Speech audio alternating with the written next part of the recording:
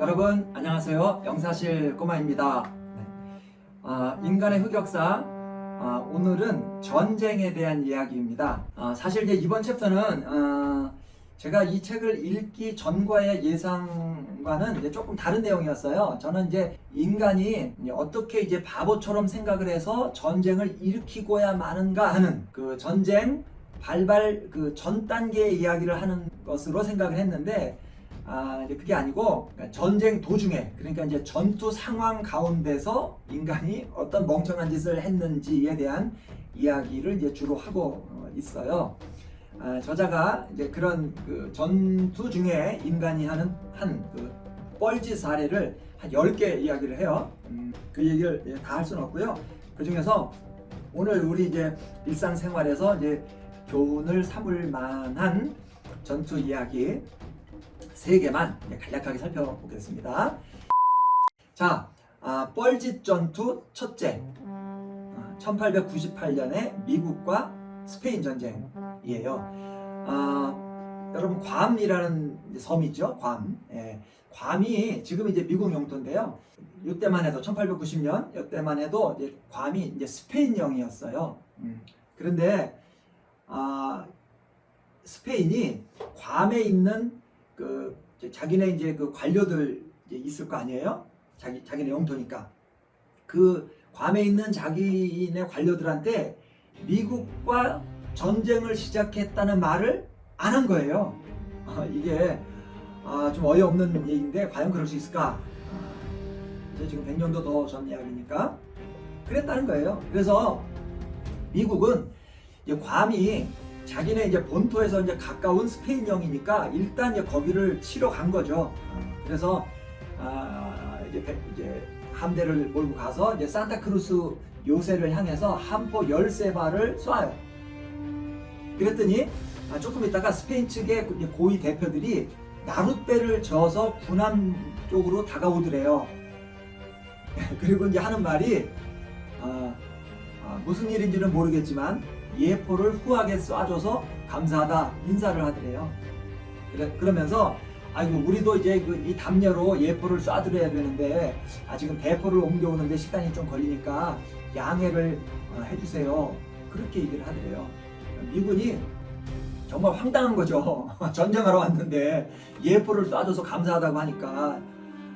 그래서 이제 잠깐 우물쭈물하다가 상황을 설명을 해준 거예요. 자기네들이 지금 인사를 한 게 아니고 전투를 한 거고, 미국과 스페인은 지금 전쟁 중이다.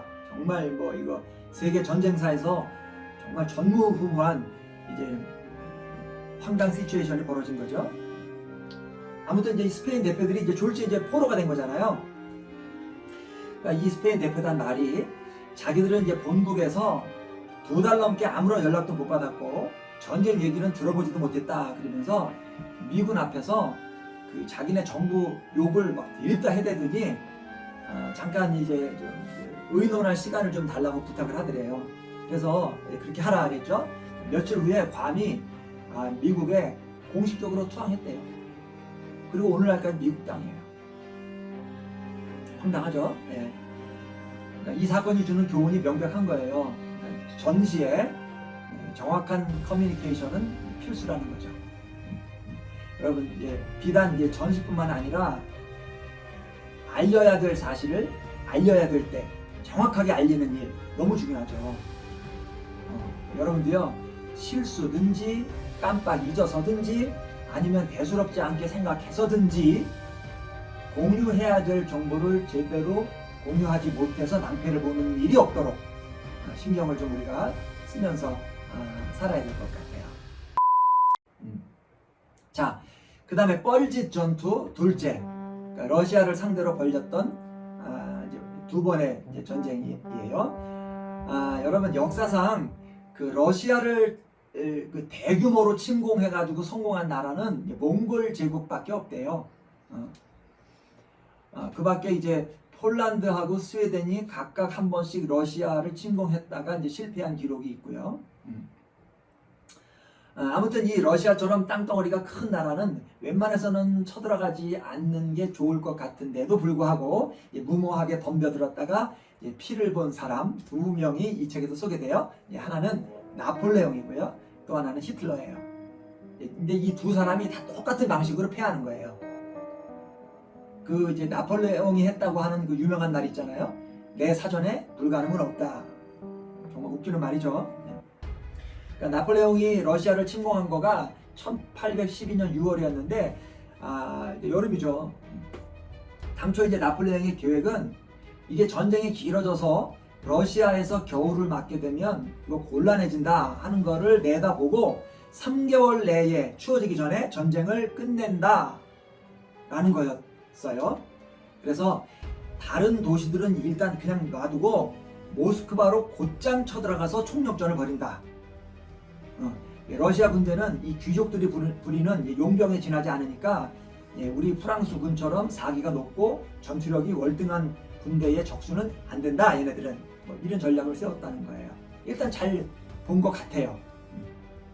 수도가 함락되면 이제 다른 도시들은 힘 못 쓰잖아요.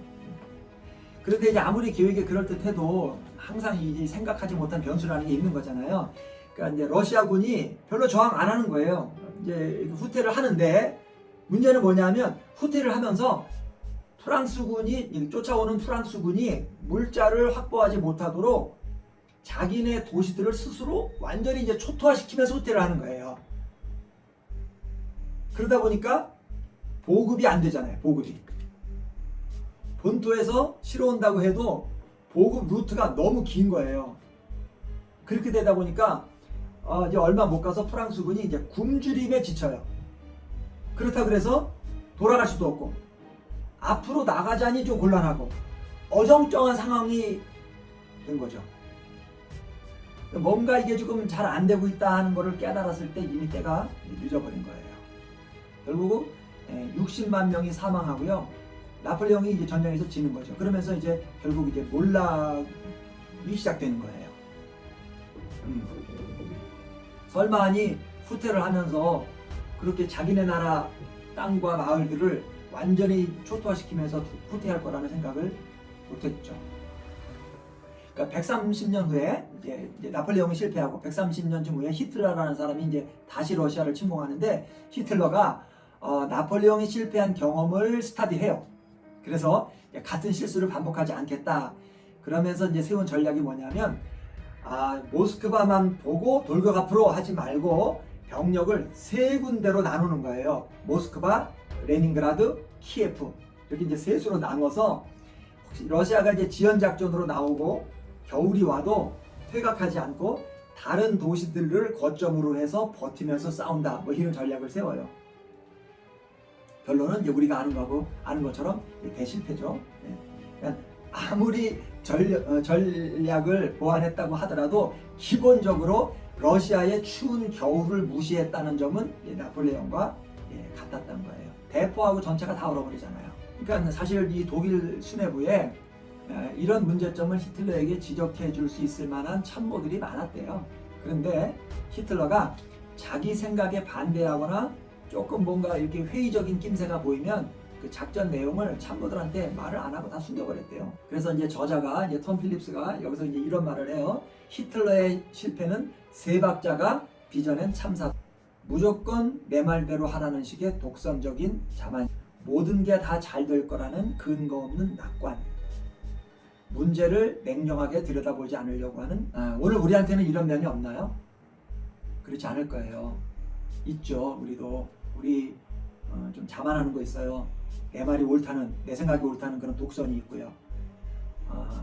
다 모든 게 다 잘 될 거야 이렇게 생각하고 싶어하는 이런 거 있어요. 또 좀 현실 회피하는 거 있죠. 문제를 정확하게 안 보려고 하는 거 있어요. 힘드니까. 여러분 역사에서 배우지 못하는 사람이 가장 불행하다 그런 말이 있거든요. 이 나폴레옹과 히틀러가 이 말에 딱 들어맞는 사람들이라고 할 수 있을 것 같아요. 우리가 굳이 나폴레옹과 히틀러의 실패 이 대열에 합류할 필요는 없지 않을까요? 뻘짓 전투 셋째. 이번에는 이제 2차 세계대전 중에 미국과 일본의 전투 중에 있었던 일이에요. 그 북태평양의 이제 키스카 섬이라는 곳에서 벌어졌던 뭐 전투 아닌 전투 이야기인데요. 요 이제 그 키스카 섬과 그 근처에 있는 에투 섬이라고 하는 섬이 있는데 여기가 원래 이제 미국령이래요. 그런데 이제 1942년에 일본한테 빼앗겨요.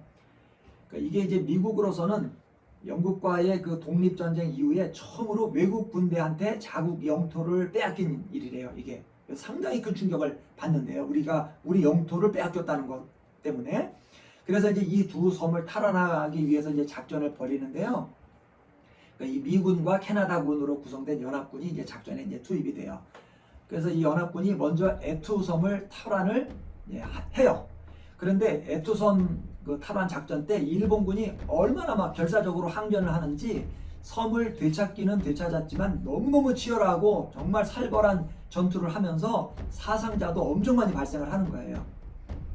그리고 나서 이제 얼마 있다가 이제 키스카 섬 탈환 작전이 이어지는데 그 지휘관들 생각에는 당연히 이 키스카 섬 전투도 그 에투 섬 전투 못지않게 치열한 전투가 될 거다 이렇게 예상을 하고 아주 긴장을 한 상태로 이제 전투에 돌입을 하는 거예요.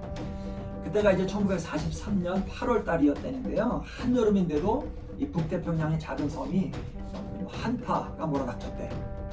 그리고 이제 결정적으로 섬 전체가 안개에 완전히 뒤덮여 있었대요. 그래서 이제 병사들이 추위와 또 이 짙은 안개 속에서 이 또 지뢰, 부비출해 이런 걸 뚫고 이제 한 발자국씩 이제 조심스럽게 전진해 나가는 거죠. 아니나 다를까 막 이제 안개 속에서 이제 적의 총탄이 막 날아오고 막 포탄 터지는 소리가 들리고 이렇게 하는 거죠. 그래서 이제 그런 이제 적의 공격을 피해가면서 섬 그 중앙에 있는 고지를 향해서 올라가는 거예요. 여기저기서 막 적이다 뭐 이렇게 이제 외치는 고함 소리들도 막 들려왔다는 거예요. 그런데 다음 날 이제 안개가 다 거치고 나서 연합군이요 정말 황당한 광경을 목격하는 거예요. 일본군이 하나도 없는 거예요. 그러니까 이게 사살당해서 없는 게 아니라 아예 흔적 자체가 없는 거예요. 왜 그럴까? 일본군이요 섬을 버리고 후퇴한 거예요. 그러니까 지난 24시간 동안 있었던 포격, 총성 이거는 안개 속에서 보이지 않는 아군끼리 이제 쏴댔던 거예요. 사망 28명, 부상 50명이 발생하는데 큰 피해라고 할 수는 없지만 전혀 입지 않아도 될 피해를 입은 거죠. 그러니까 사실 요 키스카섬 작전이 있기 전에 이미 이제 공중 정찰하잖아요. 공중 정찰팀에서 일본군의 활동이 전혀 눈에 띄지 않는다. 아무래도 이제 퇴각한 것 같다 하는 보고가 있었대요. 그런데도 이제 지휘관들이 그 보고를 안 믿었대요. 왜냐하면 에투섬에서 너무 지독하게 결사항전하는 거를 보면서 일본군 얘네들은 절대 후퇴 같은 거는 안 할 놈들이다 이렇게 결론을 했대요. 그 믿음이 너무 강한 거예요. 그래서 그러니까 어떤 이제 그 지휘관들이 그러면 전체 우리 공격하기 전에 상륙작전 하기 전에 정찰대라도 먼저 보내서 그 적의 동태라도 좀 파악하자 하는 말도 안 받아들였대요. 동태는 무슨 동태냐? 쟤네들 무조건 있다. 이렇게 했다는 거죠. 여러분 요 이책 인간의 흑역사 첫 번째 이야기에서 확증 편향이라는 거 얘기했던 거 기억하시죠? 그러니까 내가 틀렸다는 정보들이 주변에 아무리 널려 있어도 내가 옳다고 생각하는 거하고 다른 이야기에는 절대 귀 기울이지 않는 거. 나랑 같은 의견만 받아들이면서 자기 생각을 더 확실하게 굳혀나가는 거. 이거 확증 편향이라고 그랬잖아요. 이 키스카섬 전투가 바로 그 확증 편향이 제대로 들어맞은 케이스라고 할 수 있는 거죠. 그래서 여러분 우리가 이런 거를 좀 조심하면서 살아야 돼요.